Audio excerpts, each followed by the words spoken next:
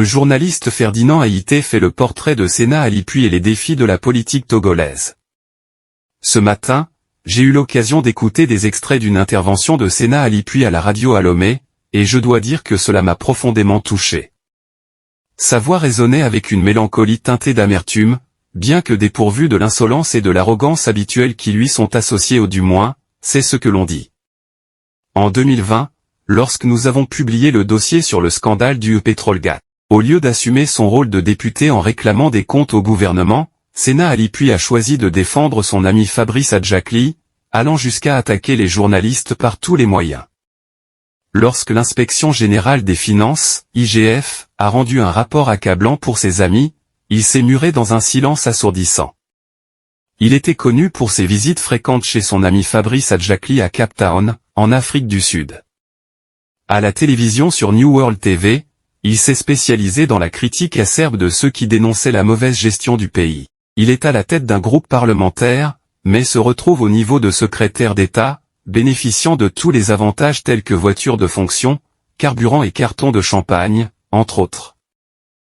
Lors de sa dernière visite à Atakpam, il s'est battu de toutes ses forces pour obtenir au moins un siège, mais il a dû faire face à la politique du « nous prenons tout » de la clique de Dame Kouigan. En privé, Séna Ali Puy confie à ses proches qu'ils ont été volés et que son parti méritait au moins 2 sièges. Cependant, il a du mal à exprimer ouvertement cette pensée à la radio, même s'il laisse échapper quelques insinuations.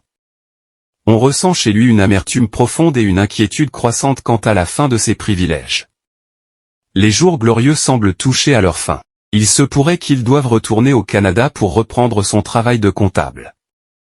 Thomas Sankara disait « Honte au fils qui n'a pas fait mieux que son père ».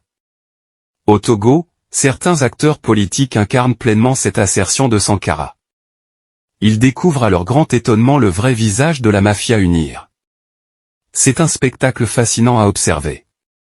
La situation de Séna Ali Puy reflète les défis profonds de la politique togolaise.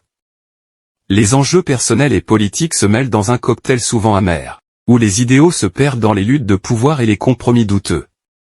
La quête du pouvoir et des privilèges peut conduire à des choix moralement discutables, et la voie pour rester intègre et efficace dans un tel environnement est semée d'embûches. La politique au Togo, comme dans de nombreux autres pays, est un terrain difficile où les idéaux et les ambitions se heurtent souvent à la réalité brutale du pouvoir. Les leçons de l'histoire, comme celles laissées par Thomas Sankara, continuent de résonner, rappelant que l'héritage politique se construit sur la base des actions et des choix que nous faisons, non seulement pour nous-mêmes, mais aussi pour les générations futures.